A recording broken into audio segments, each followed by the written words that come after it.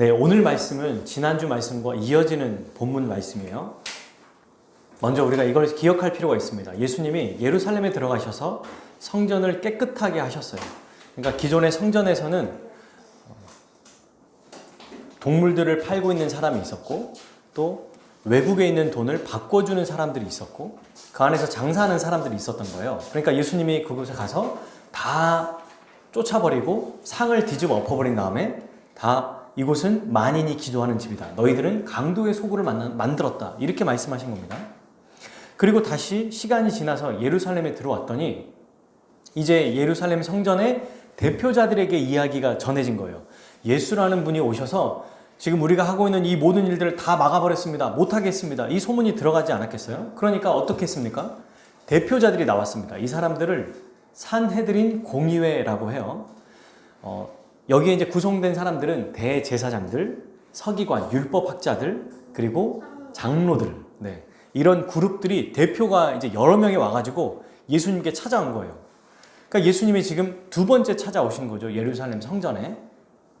그래서 이렇게 말합니다. 아니, 우리 말고는 성전에서 이래라 저래라 할 권한이 없는데, 우리 말고는 이런 말 할 수 있는 사람이 없는데 너는 대체 누구의 권한을 가지고 이런 일들을 행했느냐? 이렇게 물어봐요. 너 대체 뭔데 갑자기 나타나가지고 이런 일들을 행하는 거야? 누가 너한테 이렇게 하라고 그랬어? 우리 중에 누가 있어? 이렇게 물어봤더니 예수님이 이렇게 다시 물어보시죠. 좋아. 너희가 지금 얘기하는 걸 내가 질문에 대답하겠다. 근데 먼저 내가 질문을 할 테니까 그걸 대답하면 내가 너희들의 질문에 대답해 주마. 이렇게 말씀하시는 거예요. 그 내용이 뭐였습니까? 요한의 세례가 하늘에서부터냐 사람에게로부터냐. 이 말은 뭐냐면 요한이 지금 물로 세례를 줬는데 그걸 하나님께서 보내신 세례냐, 그러니까 하나님이 시켜서 요한을 통해 물로 세례를 주게 한 것이냐, 아니면 요한 스스로 갑자기 나타나거나 아니면 바리새파나 또 사두개파 중에 사람들이 보내서 요한이 물로 세례를 준 거냐, 이렇게 물어봅니다. 둘 다 지금 난감해요. 왜냐하면 요한의 세례는 하나님께서부터 온 것입니다. 이렇게 말하면 요한이 세례를 통해서 예수님이 어떤 분으로 드러났어요? 하나님의 아들이심을 드러낸 거예요. 세례를 통해서. 그러니까 예수님의 대답에 바로 요한의 세례는 하늘로부터 온 것입니다. 이렇게 딱 대답하면 예수님이 어떻게 대답할까요? 근데 너희는 왜 날 안 믿어? 이렇게 말해야 되잖아요. 그러니까 말하지 않는 겁니다. 그러면 사람으로부터 온 것입니다. 이렇게 얘기하면 자기들의 지위와 또 자기들의 신분이 위험해지는 거예요. 왜요? 많은 사람들이 요한이 바로 하나님이 보내신 선지자라고 알고 있기 때문에 요한은 선지자 아니야 이 말이거든요. 사람으로부터 왔다 이 말은. 그래서 뭐라고 대답합니까? 우리가 모릅니다. 우리는 모른다 이렇게 얘기해요. 그래서 예수님도 동일하게 나도 누가 나에게 이걸 시켰는지, 무슨 권위로 이런 일을 행했는지 내가 말하지 않겠다 이렇게 얘기하시죠. 그러면서 이제 이 사람들이 돌아간 게 아니에요. 이 말이 끝나자마자 한 가지 비유를 말씀하십니다. 그게 오늘 본문이거든요. 그러니까 자, 이 비유가 누구에게 하신 이야기일까요? 1절 읽어보겠습니다. 예수께서 비유로 그들에게 말씀하시되, 그들이 누구예요? 지금 예수님 앞에서 따지러 온 사람들, 대제사장, 서기관, 장로, 이런 사람들이 지금 모여서 예수님 앞에 딱 버티고 있는 겁니다. 그리고 예수님이 비유로 말씀하시는 거예요. 자, 이 비유가 어떤 비유냐면 우리가 흔히 알고 있는 포도원 농부 비유라고 해요. 그러면 이 비유를 통해 무슨 말씀을 하려고 하실까요? 이걸 한번 좀 알아보려고 합니다. 근데 여러분, 이 비유는 이스라엘 사람들이 잘 알고 있었던 비유예요. 왜냐하면 이사야 5장 1, 2절 말씀을 보면 이렇게 돼 있어요. 제가 좀 쉬운 표현으로 한번 읽어볼게요. 이사야 5장 1절에서 2절. 내가 사랑하는 자와 그의 포도원에 대하여 노래하리라. 내 사랑하는 자에게는 비옥한 야산에 포도원이 있어. 땅을 파서 돌을 없애고 제일 좋은 포도나무를 심었다. 그가 그곳에 망대를 세우며 포도즙 짜는 틀을 만들어 놓고 좋은 포도가 맺히기를 기다렸으나 쓸모없는 포도가 맺혔구나. 지금 이사야가 심판하고 있는 내용이거든요. 이스라엘 백성을. 그러니까 한 사람이 포도원을 만들고 그곳에 돌을 파고 좋은 포도나무를 심었는데 다 갖춰놨는데 좋은 포도나무가 열매기를 기다리고 있는데 어떤 나무가 열매요? 쓸모없는 나무, 들포도나무라고 나오거든요. 우리 개역개정에는. 그러니까 필요 없는 나쁜 포도나무 열매가 맺혔다. 이 얘기를 하고 있는 거예요. 이사야 말씀이. 이 말씀을 이스라엘 백성들은 알고 있었습니다. 자, 여기에서 지금 동일하게 예수님도 이 이사야 말씀을 가지고 확장해서 말씀하시는데 여기에서 들포도, 그러니까 나쁜 포도나무 열매가 바로 그들이라고 말하는 거예요. 자, 그러면 이 비유를 한번 살펴볼게요. 여기에서 먼저 비유를 보기 전에 포도 농장과 과수원이 있어요. 이건 이스라엘 백성들, 즉 하나님의 백성들을 표현하고요. 그 다음에 또 주인이 나옵니다. 한 사람. 이 주인은 누구냐면 하나님이세요. 하나님. 그리고 농부가 나와요. 이 농부는 지금 말씀을 듣고 있는 대제사장들과 서기관들과 장로들입니다. 그리고 종이 나옵니다. 종, 주인의 종. 주인의 일을 대신하는 종이 나와요. 그 종은 선지자예요. 선지자. 그리고 주인의 아들이 나와요. 그의 사랑하시는 아들이라는 표현이 아예 나오거든요. 그분이 바로 예수님이십니다. 자, 이걸 우리가 기억하고 몰라도 돼요. 이야기가 쭉 이제 펼쳐지는데 어떤 비유를 말씀하시는지 한번 보겠습니다. 자, 2절. 한 사람이 포도원을 만들어 산 움타를 두르고 집 짜는 틀을 만들고 망대를 지어서 농부들에게 새로 주고 타국에 갔더니, 여러분 제가 이걸 잘 표현하려고 사실은 프린트에 사진 한 6장 뽑아왔거든요. 두고 왔습니다.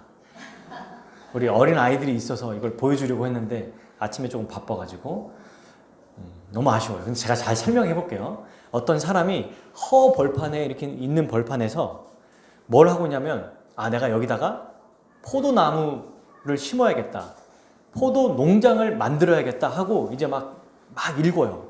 그래서 그 허벌판을 아주 깨끗하게 비옥한 땅으로 만들고 그곳에 나무를 심습니다. 그래서 어떻게 하냐면 과수원을 만들어요.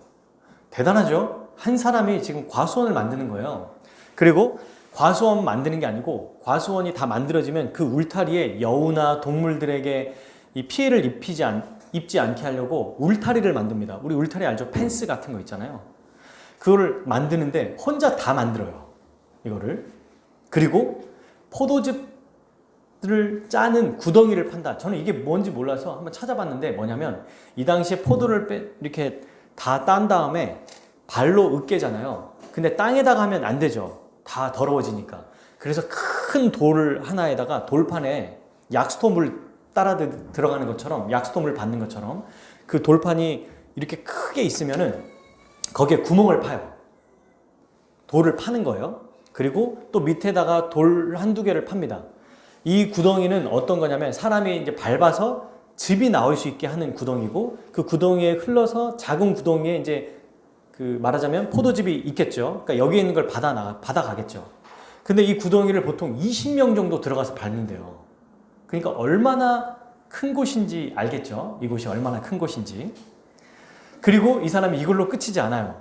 망대를 세웁니다. 망대는 뭐냐면 보통 우리 전망대에서 보는 것처럼 포도 농장이 한눈에 보일 수 있는 높은 망대를 하나 세우는 거예요. 이걸 혼자 다 합니다. 대단하지 않나요? 이 혼자 포도 농장을 만들고 또 울타리를 치고 펜스를 치고 그 다음에 구덩이를 만들고 망대를 세워요. 그리고 한 게 뭐냐면 다 만든 다음에 이제 일할 농부를 불러요. 자, 우리 농장에서 일할 분들이 있습니까? 하면서 이제 사람들을 부르는데 포도주를 이 즙을 만드는데도 20명이 들어간다면 이 농장이 얼마나 큰지 알겠죠? 그죠? 진짜 크고 많은 사람들을 불러왔어요. 그리고 그곳에 이제 농장에 일할 농부들을 모집했고 이제 농부들이 다 왔어요. 제가 일하겠습니다 하면서 이제 여러 사람들이 온 거예요. 그 사람들과 계약을 하지 않았겠어요? 그죠? 계약을 하고 이제 그들에게 맡겼습니다. 그리고 성경에 나와 있죠. 새로 주다. 이 말은 빌려줬다는 얘기예요. 만든 다음에 자, 이거 네 거야. 너희들이 알아서 해. 이게 아니고 빌려줬으니까 이제 잘 관리해라. 내가 언제든 다시 올 수 있다. 뭐 종을 내가 보낼 테니까 수확물 가지고 와라. 뭐 이렇게 아마 계약을 했을 거예요. 그리고 자기는 먼 다른 나라에 떠납니다. 시간이 이제 많이 지났어요. 2절. 때가 이름에 농부들에게 포도원 소출 얼마를 받으려고 한 종을 보내니. 시간이 이제 많이 지났습니다. 그래서 어떻게 하냐면, 자, 시간이 지나니까 어떤 일이 벌어져요? 포도나무에 포도 열매가 맺히는 거예요. 그래서 이제 농부들이 포도 열매를 가지고 집을 짜고 또 포도도 있고 많은 풍성한 열매들이 맺어 있었겠죠. 이제 그거를 예측하고 주인이 타국당에서 불러요. 자, 종을 한 명 부릅니다. 얘야, 내가 저기 다른 나라에 포도 농장을 만들고 울타리와 망대 여러 가지를 만든 그곳이 있어. 거기에 내가 고용한, 내가 일시킨 농부들이 있으니까 그들에게 가서 수확물을 가지고 와라.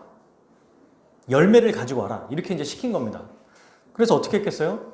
주인이 시킨 이 종이 먼 타국 땅에서 여기까지 몇 날 며칠을 걸려서 왔을 거 아니에요. 그죠? 옆집도 아닙니다. 먼 타국 땅이에요. 우리 멀리서 오셨잖아요. 그죠? 비행기를 타고. 이때는 더 오래 걸렸을 거예요. 막 걸어서 오고 잠자고. 그래서 딱 도착해서 얘기합니다. 농부들에게. 내가 여러분들을 고용한 주인, 그분이 불러서 왔습니다. 그분이 뭘 시켰냐면 여기에 나와 있는 열매들을 가지고 오라고 했으니 자, 열매를 저에게 주십시오. 이렇게 얘기합니다. 농부들이 그 얘기를 딱 듣고 아, 주인이 시켰구나. 아, 그렇군요. 여기 주인이 말한 이 수확물이 있습니다. 가져가십시오. 이렇게 하는 게 정상이잖아요. 근데 어떻게 하냐면 어떻게 해요? 종을 보냈는데 3절 종을 잡아 읽어볼까요? 그들이 종을 잡아 심히 때리고 아니 주인이 보낸 종이 왔는데 어떻게 하냐면 먼저 아주 심하게 때립니다. 그냥 때리는 게 아니라 심하게 때렸다는 얘기예요. 한두 대 맞아도 사람이 이렇게 뭔가 아프고 기분 나쁜데 아주 두들겨 팬 거예요. 그리고 거저 보냈다. 빈손으로 보내버린 겁니다. 그래서 이제 주인이 또 다른 종을 보내요. 이때는 어떻게 합니까? 그의 머리에 상처를 낸다. 그냥 상처내가 아니라 거의 머리가 부서지지 않을 정도로 아마 머리를 그렇게 상처내지 않았을까. 이렇게 막 머리 붕붕 막 붕대로 감고 가지 않았을까요? 그리고 능욕하다. 이거는 모욕하고 아주 정말 사람들을 함부로 대하는 거, 깔보고 업신여기는 걸 얘기하거든요. 여러분, 주인의 종은 주인을 대리해요. 주인과 같은 역할을 한다는 거예요. 이 당시에. 그러니까 종이 오면 주인처럼 대우해야 됩니다. 근데 지금 어떻게 했냐면 업신여기고 깔봤어요. 머리를 때리고 심하게 상처내고 이제 그렇게 주인이 딱 이 종이 온 걸 보고 어떻게 합니까? 주인도 참 이상해요. 또 다른 종을 보내요. 그죠? 그래서 5절 또 다른 종을 보내니 어떻게 이제는 그들을 죽여버려요. 어쭈 때리고 머리에 상처내고 이렇게 했는데도 말 안 들어? 지금 주인과 고용인이 바뀐 것 같죠? 뭔가? 그죠? 그래서 이 농부들이 죽여버려요. 그리고 지금 여러분 5절에 보면 우리가 잘 안 봤을지도 모르는 그 외에 많은 종들도 보냅니다. 지금 한 번, 두 번, 세 번, 네 번째로 끝난 게 아니고 수많은 종들을 계속해서 보내는 거예요. 왜? 기회를 주는 겁니다. 지금 수확물을 가지고 오라고. 그들을 존대하고 있는 거예요. 근데 끝까지 어떻게 하면 덜어는 때리고 덜어는 죽여요. 지금 거의 주인 행세를 하고 있죠. 근데 이 주인이 마지막 한 사람을 보내요. 안 되겠다. 한 사람이 남았어요. 다 보내고 한 명 남았대요, 이제. 근데 그게 아들이야. 다 보낸 거예요, 다. 그리고 그가 사랑하는 아들이에요. 이 사람이 누구냐면 예수님이 지금 이들에게 표현하는데 그 한 사람이 누구냐면 그가 사랑하는 아들이다. 이렇게 지금 표현하시죠. 마지막 최후로 이를 보내며 이렇게 말합니다. 내 아들은 존대하겠지. 내 아이들은 귀하게 여기겠지. 이렇게 얘기하고 보내요. 근데 어떻게 돼요? 그러면 이제 종은 어쨌든 뭐 말이 안 되지만 그래요. 종은 때리고 죽였다고 생각합시다. 종이니까. 근데 이제 주인의 아들은 진짜 주인의 상속자 아닙니까? 그러니까 어떻게 돼요? 주인의 아들이 왔다는 거는 이거는 그동안 대우했던 사람들과 다르게 대해야 돼 라고 생각해야 되잖아요. 그동안 잘못했어도 잘못했습니다 하면서. 근데 어떻게 하냐면 7절 같이 읽겠습니다. 그 농부들이 서로 말하되 이는 상속자이니 자 죽이자. 그러면 우리 유산이 우리의 것이 되리라 하고 이에 잡아 죽여 포도원 밖에 내던졌느니라. 어떻게 말하냐면 아, 주인의 아들이 왔구나. 이제 우리 큰일 났다. 이렇게 말한 게 아니고, 야, 얘 죽여버리면 포도원 우리 거다. 이렇게 지금 생각하고 행동한 겁니다. 만약에 어쩌면 지금 이렇게 얘기하는 분도 있어요. 이 농부들이 주인의 아들까지 왔다는 건, 아, 주인이 죽었나 보다. 이렇게 생각하고 죽였을지도 모른다는 거예요. 이 당시에는 주인이 없는 이 포도원은, 이 당시 팔레스타인에서는 자기 것으로 소유로 인정해주기도 했거든요. 그러니까 이제 그렇게 생각할 수도 있다라는 거죠. 꼭 그렇다라는 건 몰라요. 근데 그렇게 생각했는지 어쨌든지 자기들이 마치 주인인 것처럼 행세해서 다 잡아 죽였습니다. 이때 주인이 이제 어떻게 합니까? 다 보내고 마지막 아들까지 죽여버렸어요. 그럼 이렇게 될까요? 어쩔 수 없다. 아들까지 잃었는데 그냥 난 다른 데 가서 내 포도원 다시 경작해야겠다. 이렇게 할까요? 어떻게 하겠습니까? 직접 갑니다. 가서 어떻게 해요? 8절 다 죽여버려요. 진멸하고, 그리고 그 농부들을 다 죽여버리고 다른 농부들을 고용하지 않겠느냐. 이걸 지금 9절은 예수님이 예측해서 물어보는 거죠. 이들에게 어떻게 하겠니? 얘들아, 너희들 한번 얘기해봐라. 농부들이 진멸하고 포도원을 다른 사람들에 주지 않겠냐, 이렇게 얘기해요. 그러면서 여러분, 이 비유를 마치고 곧바로 약간 뭔가 좀 이해가 안 되는 10절, 11절 말씀을 얘기하십니다. 같이 한번 보겠습니다. 10절. 너희가 성경에 건축자들이 버린 돌이 모퉁이의 머릿돌이 되었나니 이것은 주로 말미암아 된 것이요 우리 눈에 놀랍도다를 읽지 못하였나니. 아멘. 지금 여러분, 이 10절, 11절 말씀은 시편 118편 22절과 23절 말씀이에요. 그래서 한번 같이 찾아볼까요? 시편, 네, 구약 성경에 있어요.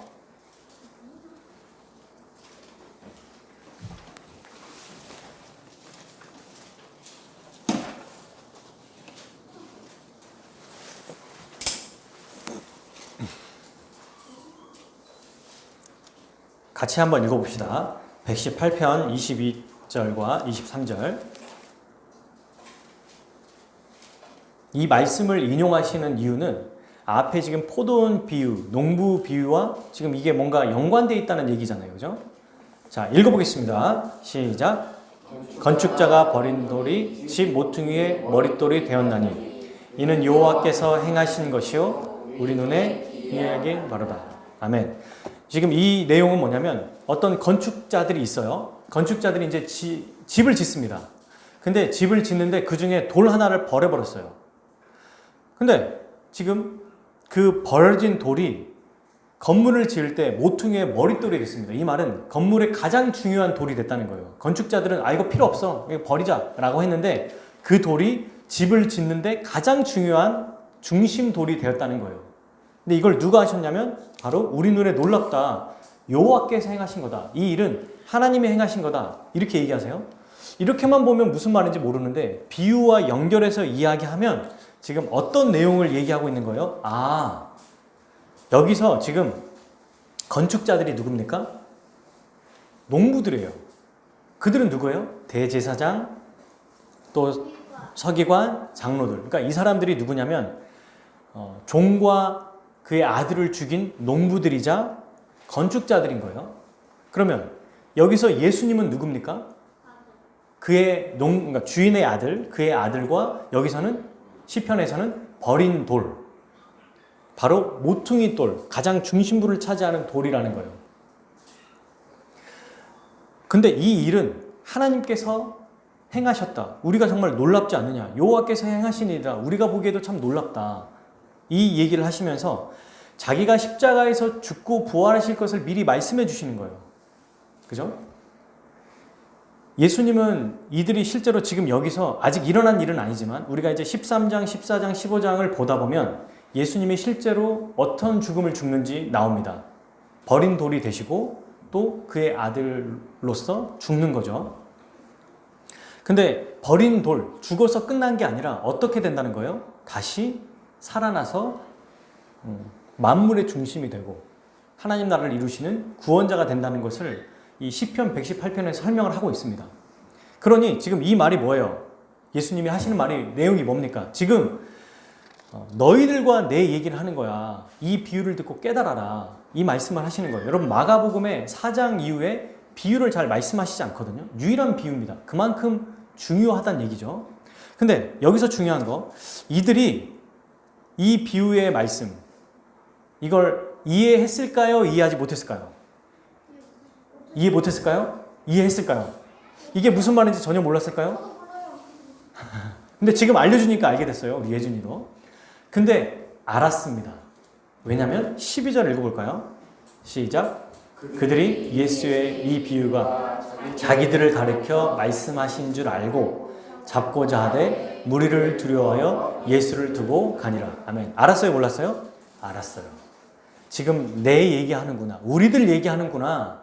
지금 예수가 바로 그의 아들, 우리가 잡아 죽이려고 했잖아요. 이들이 11장에 보면, 그죠? 11장 이미 그 성전을 다 뒤엎은 얘기를 듣고 그걸 보고 뭐라고 했냐면 11장 18절에 나옵니다. 대제사장들과 서기관들이 듣고 예수를 어떻게 죽일까 꾀하니. 이미 죽이려는 마음을 먹었습니다. 근데 사람들이 두려워서 이렇게 예수님을 잡아서 죽이면은 지금 예수님이 분위기가 너무 좋아요. 지금은 분위기가 너무 좋아요. 호산나 다윗의 자손이여 하면서 예수님을 그 메시아로 인정하고 있는 상황이니까 지금 분위기가 아주 좋습니다. 근데 예수님을 잡아 죽이면 자기들의 신변도 위험해지니까 사람들을 의식해서 그냥 돌아가요. 두고 갑니다. 여러분, 이 말씀을 통해서 우리는 무엇을 알 수 있을까요? 여기서 말하고자 하는 게 뭘까요? 이 말씀이. 첫 번째, 하나님께서 기회를 주실 때 겸손하게 엎드리고 회개해야 된다는 것을 말씀해 주고 있어요. 자, 농부들은 자기들의 본분, 자기들의 위치를 잊어버렸죠. 예수님이 그러니까 은혜로 맡겨주신 것들. 여기서 말하면 하나님이죠. 하나님이 농부들에게 은혜로 맡겨주셨어요. 생각해 보십시오. 농부들이 한 게 뭐죠? 이들이 고용된 다음에 포도원을 같이 만들었습니까? 아니죠. 울타리를 같이 세웠나요? 망대를 세웠나요? 구덩이를 팠나요? 아무것도 안 했어요. 지금 전부 다 주인이 다 했습니다. 전부 다 하고 전부 다 이룬 다음에 그냥 아주 쉬운 일들, 포도만 따가지고 포도 열매도 본인들이 맺게 하는 게 아니죠. 햇빛과 물을 주면서 그냥 열매가 맺혀지니까 그 일만 하면 되는 아주 쉬운 일을 맡겨주셨어요. 이게 다 은혜입니다. 그리고 생각해 보시죠. 만약에 주인이 이 농부들을 불러주지 않았다면 자기 자신과 가족들은 어떻게 먹고 살았을까요? 그냥 내버려 뒀으면은 그냥 뭐 어디서든 일할 수 있겠죠 라고 하겠지만 그래도 이 주인이 불러줬기 때문에 먹고 살 수 있었던 거예요. 근데 먹고 살게 해줬는데 은혜를 원수로 갚은 겁니다. 우리는 이 비유에서 아까 말한 것처럼 이해가 안 되는 게 하나 있어요. 뭐냐면 한 번 종을 보냈는데 그 종이 두들겨 맞고 아무런 수확도 없이 얻은 거 없이 돌아왔어요. 그럼 우리라면 어떡하죠? 일반적인 주인이면 그 자리에 바로 가요. 군대를 출동시킵니다. 아니면 다 같이 마을 사람들 다 데리고 와가지고 거기를 다 그냥 농부들을 쫓아내거나 혼내거나 벌 주거나 똑같이 만들겠죠. 그게 일반적인 방법 아닙니까? 맞잖아요. 그죠? 근데 어떻게 했냐면 몇 번이나 보내요. 계속 보내요. 또 보내고 또 보내고 종이 다 없어질 때까지 보냅니다. 마지막 자기 아들까지 보내세요. 어떤 분이에요? 주인이 오래 참으시는 분. 그리고 끝까지 존대하시는 분이에요. 오히려 뭐라고 하냐면 주인이 내 아들은 존대하리라 라고 얘기하잖아요. 근데 지금까지 계속 보냈다는 거는 농부들을 존대한 거예요. 주인이. 어떻게든 그래도 이렇게 하면 또 알아듣겠지. 저렇게 얘기하면 알아듣겠지. 여러분 똑같이 하나님도 구약의 선지자를 통해서 이스라엘 백성들에게 수없이 얘기했습니다. 그리고 그리스도를 통해서 마침내 이 하나님 나라의 일을 보여주시고 기적과 이적과 비유를 통해서 알려주셨잖아요. 하나님은 오래 참으시는 분이에요. 모든 것을 여러분 생각해 보십시오. 우리 스스로 뭔가 한 게 있습니까? 우리가 스스로 뭔가 우리 자신이 되기 위해서 기여한 게 있나요? 없어요. 그냥 어머니 뱃속에서 태어났더니 내가 된 거죠. 내가 자라갈 때 피를 만들고 살을 만들고 뼈를 만들어요? 그런 사람이 어디 있습니까? 다 하나님의 은혜로 부모님을 통해서 우리가 자연스럽게 자라가게 되고 또 부모님의 돌봄을 통해서 먹는 것, 음식, 잠자는 것 이런 것들을 제공받아서 자라온 거예요. 그죠? 그리고 생각해 보십시오. 우리가 지금 이 자리에 서 있는 것도 하나님께서 우리를 먹여주실 뿐만 아니라 그리스도의 피값으로 그분의 십자가 죽음을 통해서 그 은혜를 받아 지금 이 자리에 신자로 교회로 서 있는 겁니다. 이 안에 앉아 있는 거예요. 근데 어떤 사람들은 이 풍성한 은혜를 받고도 이게 은혜인 줄 모릅니다. 농부들이 자기가 해야 될 일을 주인이 다 해놨는데 그리고 먹여 살 수 있게도 해줬는데 그걸 다 잊어버리고 자기 것이냐 자기가 잘나서 그렇게 된 것처럼 자기가 마치 충분히 그런 대우를 받아도 되는 것처럼 생각하고 주인을 거절했죠.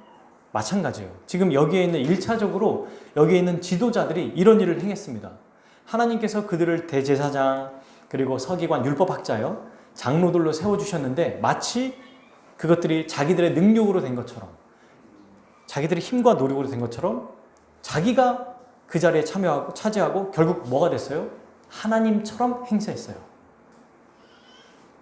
이건 꼭 지도자들에 대한 이야기일까요? 우리에게도 동일하게 적용해 볼 수 있지 않을까요? 여러분, 우리는 보통 이렇게 생각할 때가 있어요. 하나님이 우리에게 은혜를 주십니다. 하나님 우리 사랑하십니다. 맞아요. 틀린 말이 아닙니다. 하나님은 우리에게 늘 어려울 때마다 힘들 때마다 우리가 또 잘못할 때마다 용서해 주십니다. 그리스도 안에서 2000년 전에 다 행하셨습니다. 그래서 똑똑한 사람들이 이렇게 말하죠. 히브리서 말씀을 보십시오. 영단번에 이루실 모든 일을 모든 죄사함과 의롭다함을 다 주셔서 이제는 주의 뜻대로 살 수 있고 또 죄지어도 잘못해도 마음껏 주님이 다 용서해 주십니다. 이렇게 얘기하고 은혜를 내세우면서 불순종하며 살고 있는 건 아닌지 생각해 볼 필요가 있어요. 그리고 이렇게 얘기하죠. 앞으로도 회개할 기회가 많아요. 뭐 오늘만 날입니까? 뭐 이번 주 못하면 뭐 다음 주에 또 회개하죠 뭐. 그리고 또 이렇게 생각해요. 죄를 지어도 아무런 일이 안 일어나네. 죄를 딱 지었어요. 뭔가 거짓말하거나 잘못된 일을 하나님이 보시기에 나쁜 일을 행했어. 근데 딱 봤더니 아무런 일이 안 일어나는 거야. 괜찮네? 뭐 용서해 주시나 보다. 하나님 원래 용서하시는 분이니까 하나님은 뭐 이렇게 살아도 되겠지 라고 하면서 우리도 모르게 회개하지 않고 있는 영역이 있는지를 생각해 봐야 돼요. 그러면서 여러분 회개하지 않는 자는 결국 자기 자신을 점검하지 못하거든요. 자기 자신을 점검하지 못하면 이 농부들이 주인 행세한 것처럼 자기가 기준이 되고 자기가 하나님이 됩니다. 그래서 자기의 인생의 이 살아가는 방향, 목적이 다 자기 기준으로 행하는 거예요. 근데 여러분 잘 생각해 보세요. 자기 기준이라고 해도 이 사람의 기준은 다 세상의 문화와 가치관에서 그대로 받아온 거예요. 오늘날.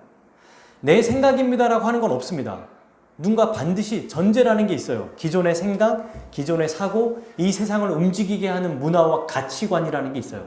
태어나자마자 홀로 타잔처럼 숲속에서 사는 게 아니에요. 이 세상에 있는 울타리 속에서 민주주의라고 하는 21세기라고 하는 기술과 과학 시대 속에 살고 있어요. 그곳에서 뭐라고 얘기하죠? 이 세상은 돈이 전부야. 연예인 되면 돼. 명예가 최고야. 돈 많이 벌어서 네 잘 먹고 잘 살면 그게 최고야 라고 말하는 시대, 그거를 문화적으로 영상으로 보여주고 또 글로 보여주고 사람들의 어떤 법과 질서를 통해서 그게 진짜인 것처럼 보여줍니다. 그러니 이 아이가 그냥 태어나면 자기 기준이라고 생각하지만 자기 기준이 아니라 그건 이미 하나님을 반역하는, 반대하는 이 세상의 기준에서 온 거라는 거예요. 그래서 그렇게 살아가는 겁니다. 여러분, 그러면서 자기 자신이 마치 하나님인 것처럼 살아간다는 거죠. 회개하지 않는 자는 자기 자신이 기준이 돼서 마치 나도 모르게 하나님처럼 행세하고 있어요. 이 농부들이 어쩌면 자기가 주인 행세를 하고 있다는 걸 모를 수도 있어요. 너무나 익숙해진 거예요. 자기 거라는 거 너무 확신하는 거 아닐까요? 종을 몇 번이나 보냈는데 잡아 죽이고 상속자까지 죽여버렸어요. 자기가 주인이라고 생각한 거 아닐까요? 그래서 여러분, 오늘 이 말씀의 첫 번째 아주 중요한 것은 회개할 수 있는 기회를 주실 때, 오늘도 이렇게 회개할 수 있는 기회를 주실 때 회개하는 것이 너무 중요하다는 겁니다. 근데 여기서 또 한 가지 중요한 점이 있죠. 회개한다고 해서 회개 기도와 회개는 달라요. 회개 기도는 이런 겁니다. 하나님 아버지, 오늘 우리 죄 고백도 있잖아요. 제가 이거 잘못했고 이거 잘못했어요.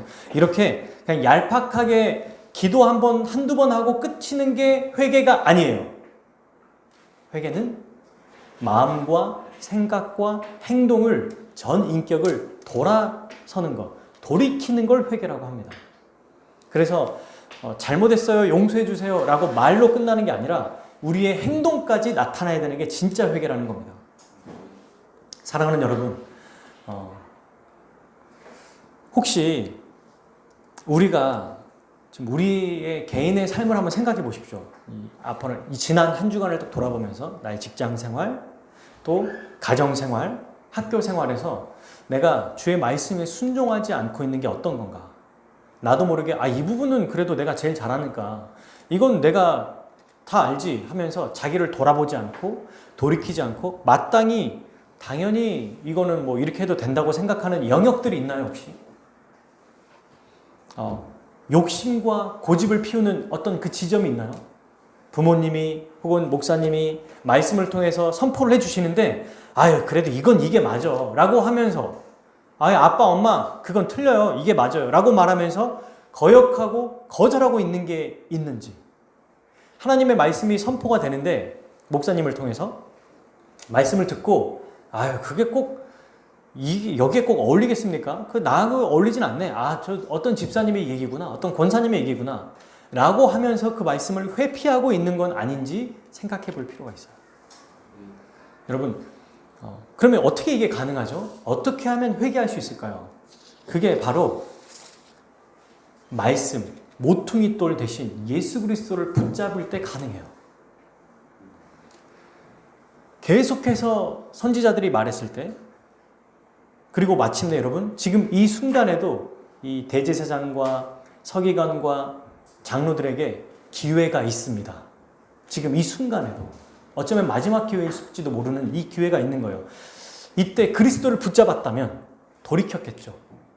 우리도 동일해요. 말씀, 복음이신 예수 그리스도, 그 말씀을 붙잡을 때 그리스도의 은혜로 돌이킬 수 있어요. 말씀을 붙잡아야 가능해요. 그리스도 외에는 없습니다. 지금 여기 말씀에도 나오고 아까 우리가 읽었던 시편 118편 성경 전체에도 하나님께서 보내신 예수 그리스도 외에는 다른 이름의 구원자가 없다고 아예 쐐기를 박아서 얘기합니다. 그리스도 말고 다른 분 오시면 또 믿죠. 이러면 기독교가 아니에요. 그죠? 기독교는 뭐예요? 예수 그리스도 외에는 없다. 그분만이 주와 그리스도시다. 즉 예수님은 어떻게 우리에게 나타나서 보여주시죠? 말씀을 통해서. 직접 그 목회자의 말씀을 선포하는 말씀을 통해서, 또 우리가 읽는 하나님의 성경 66권의 말씀을 통해서 우리에게 나타나십니다. 그래서 사도 바울은 뭐라고 하냐면 십자가에 못 박힌 예수가 너희 눈에 밝히 보이지 않느냐. 못 봤어요, 갈라디아 사람들은. 근데 말씀을 통해서 복음을 듣고 그리스도를 본 거예요. 그리스도를 붙잡을 수 있는 겁니다. 지금 우리도 동일해요. 예수님의 말씀을 듣는 것. 지금 이 순간에 그리스도에 대한 말씀을 들을 때 성령께서 역사하셔서 그리스도를 보게 해주세요. 그리스도를 알게 하시고 깨닫게 하시고 이해하게 하시고 믿게 해주십니다. 회개하게 해주신다는 거예요. 내가 못하죠? 네, 안 돼요. 여러분, 이 종들은 불가능해요. 안 됩니다. 이스라엘 백성 중에 이 지도자들은 안 돼요. 대제사장, 장로들, 서기관 못합니다. 근데 우리는 가능해요. 왜? 부활하고 승천하신 예수님이 성령을 보내주셨기 때문에 그리스도의 말씀을 붙잡은 자는 성령의 은혜를 받아 우리의 마음이 굳은 마음에서 부드러운 마음으로 바뀌고 새로운 존재로 완전히 바뀌어져 버려요. 그래서 우리는 가능하다는 겁니다. 돌이킬 수 있어요. 어떻게? 말씀을 붙잡을 때. 산 돌이시고 생명이신 그리스도를 붙잡을 때 가능합니다. 예수님만이 그냥 예수님은 하나의 선택지가 아니라 예수님만이 유일한 구원자이고 예수님만이 우리를 온전케 하시는 유일한 분이라는 것을 기억해야 돼요. 베드로전서 2장 4절에서 10절 말씀을 제가 한번 살펴볼 거예요. 여러분들 중에서도 혹시 보실 수 있다면 베드로전서 2장 4절에 10절의 말씀을 함께 보면 좋겠습니다.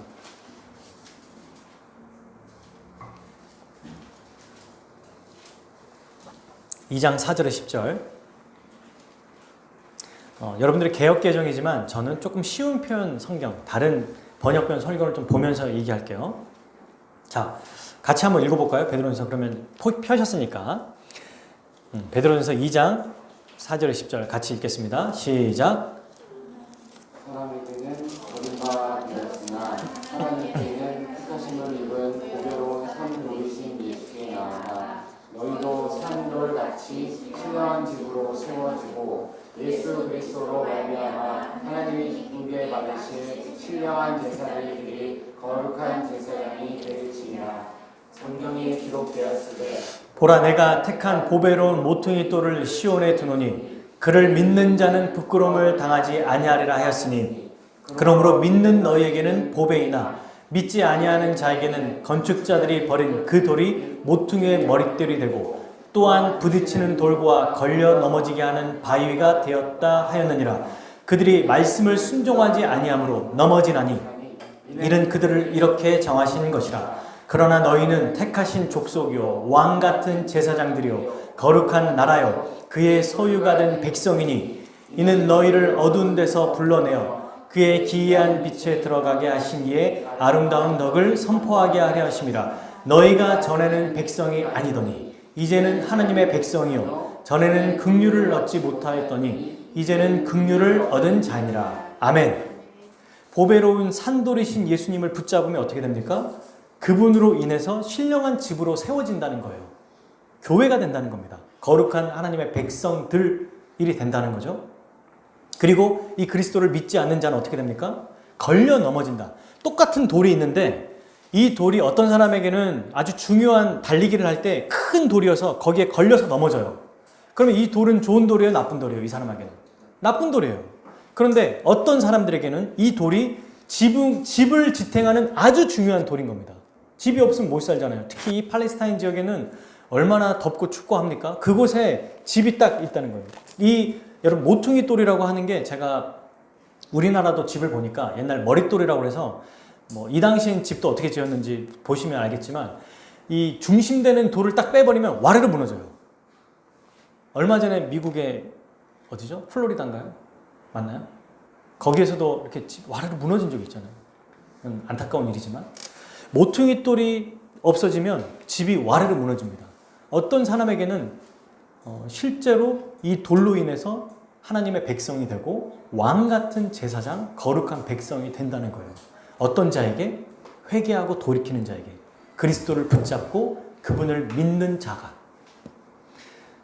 그래서 여러분, 원래는 우리도 대제사장들, 저 서기관들 나쁜 사람들이네 이렇게 말할 게 아니에요. 우리도 원래 그랬어요. 원래 우리도 반역한 자들이었습니다. 동일하게 말씀을 모르고 그리스도가 없으면 똑같이 사도 바울이 에베소서에 말한 것처럼 나그네였고요, 전에 멀리 있었던 자였어요. 율법에 모르는 자, 할례 받지 않는 자, 외인이었습니다. 약속에는 약속받지 못하는 자였어요. 우리가 그런 자였습니다. 그러나 그리스도를 믿음으로, 그분으로 인해서 우리가 산돌 대신 살아있는 돌, 머릿돌 대신 그분 때문에 함께 지어지는 집이 되었고 하나님의 백성이 되었어요. 그러니 사랑하는 여러분, 예수 그리스도를 붙잡아야 합니다. 붙잡았으니까 된 거 아닙니까? 아니요. 계속해서 날마다 붙잡아야 돼요. 날마다. 왜냐하면 우리 주님이 다시 오셔서 우리를 부활하게 하실 때까지 우리는 이 땅에서 여전히 계속해서 이 그리스도를 붙잡도록 말씀하셨거든요. 이 땅에서 완전하지 않습니다. 저는 이제 괜찮은 것 같아요. 예수님 믿었으니까 끝! 이제 내 삶은 완전 새로운 시작이 아니고, 새롭게 시작됐지만 이미 우리는, 그래서 요한계시록에서는 우리를 보고 첫째 부활한 자라고 그래요. 영적으로 부활한 자를. 이제 둘째 부활만 남았어요. 우리에게는 이미 영적으로 부활한 자입니다.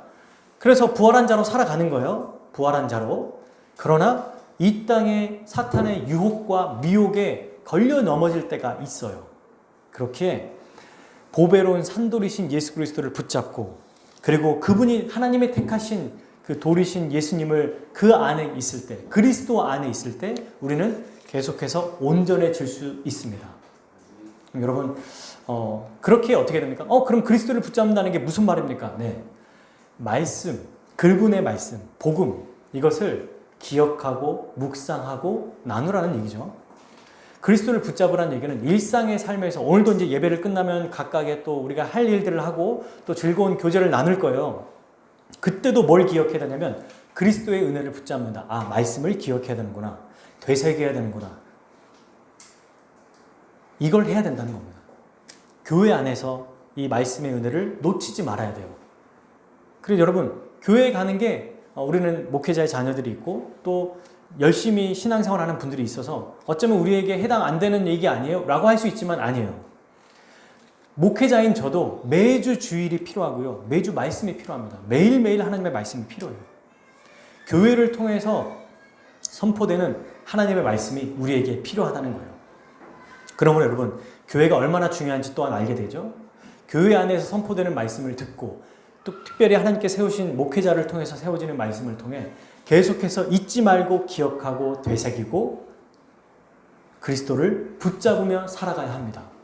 직장 생활에서 기억이 안 날 때가 있을 거예요. 근데 어떤 일이 벌어지죠? 우리에게는 일주일에 한 번, 두 번 갑자기 누군가 카톡으로 말씀 연구한 본문을 올려요. 그래서 아차, 맞아, 이런 말씀이 있었지. 그래서 그 말씀을 보고 다시 한번 새기고 나도 한 번 더 들어볼까 하면서 또 들으면서 기억하고, 이렇게 하는 게 우리가 날마다 말씀을 묵상하는 아주 중요한 일입니다. 자, 마지막 세 번째로 이 본문의 말씀을 보고 우리가 알 수 있는 것은 힘들고 어려운 이 고난 중에서도 인내하며 주의 뜻대로 살아가자입니다. 여러분, 주인의 종들과 특히 주인의 아들이 살 수 있는 방법이 있었어요. 그게 뭐죠? 안 가면 돼. 주인이 불렀을 때, 가라고 했을 때 안 가면 되잖아요. 첫째 종이 두드려 맞고 두들겨 맞아서 왔을 때 두 번째 종이 안 가도 되고요. 두 번째 종이 맞았을 때 세 번째 종은 안 가고 싶은데 안 가면 돼. 네 번째 종, 다섯 번째, 여섯 번째 종은 다 죽거나 이제 막 만신창이가 됐어. 아무도 갈 사람이 없어요. 마치 전쟁터에서 이제 한 사람 남아있는 거랑 똑같아요. 그때 아들은 나는 상속자잖아. 내가 죽으면 어떡해 하고 안 가면 됩니다. 가지 않으면 돼요. 근데 어떻게 했어요? 갔어요. 예수님은 하나님 아버지의 뜻대로 그대로 행하셨어요. 십자가에서 모진 고난과 고통을 그대로 고스란히 다 받으셨습니다. 왜요? 그렇게 해야만 하나님 아버지의 뜻을 이루는 거고 우리의 구원이 이루어지니까. 살 수 있는 방법이 있음에도 불구하고 죽음의 방법을 택했습니다. 그래서 모든 의를 우리의 구원을 다 이루신 거예요. 사랑하는 여러분, 순종할 때 고난을 당해요. 순종하지 않으면 아무 일도 일어나지 않습니다. 괜찮아요. 살 수 있어요. 적당히 살 수 있어요. 이 땅에서 오히려 부귀영화를 누릴 수도 있어요. 근데 말씀에 순종하려고 마음먹는 순간, 그리고 실제로 순종하는 순간 우리에게 어려움이 닥칩니다. 실제로 어려움을 겪으면서 우리가 살아가고 있지 않습니까? 이건 신자의 증거예요. 증거. 진짜라는 증거. 수영장에서 수영을 할 때 나는 물 안 묻히고 수영해야지, 하늘에서 떠서 수영해야죠. 이런 사람들은 못해요. 진흙에 그러니까 이 조개를 잡아야지 할 때 진흙에 안 들어가고 조개 잡아야지. 이렇게 할 수가 있나요? 바다에 들어가서 고기 잡을 때 바다 안 들어가고 저기 육지에서 멀리서 그냥 고기 잡아야지. 이건 불가능해요. 멀리 있는 낚싯대도 아니고 저 바다 한복판에 있는 거 바다로 들어가야 됩니다. 수영하려면 물에 들어가야 돼요. 말씀대로 살려면 그 말씀에 순종할 때 이 세상이 반대하는 세상에서 고난을 겪으며 살아갈 수밖에 없습니다. 아무것도 안 하면 고통이 없거든요. 안 해도 돼요. 편하게 살 수 있습니다. 그래서 제가 실제로 사역하면서 듣는 우리 성도님들, 연차가 길지 않지만 부교육자 시절에 이런 얘기를 많이 들었습니다. 전사님, 저는 고난이 없어요. 저는 괜찮은데요? 그때 이제 그분에게 이렇게 말씀을 드렸죠. 정중하게. 그러면 권사님은, 성도님은, 집사님은 고난을 피하시는 겁니다. 순종하지 않는 겁니다. 그냥 무늬만, 외형만 크리스찬인 거죠. 이 얘기를 정말 잘 돌려대면서 말씀을 드렸어요. 이 얘기는 저의 이야기이기도 합니다. 실제로 사랑하는 여러분, 우리가 지금 목회자의 자녀들, 또 목회자분들이시고 또 실제로 이 땅에 살아가는 성도들 아닙니까?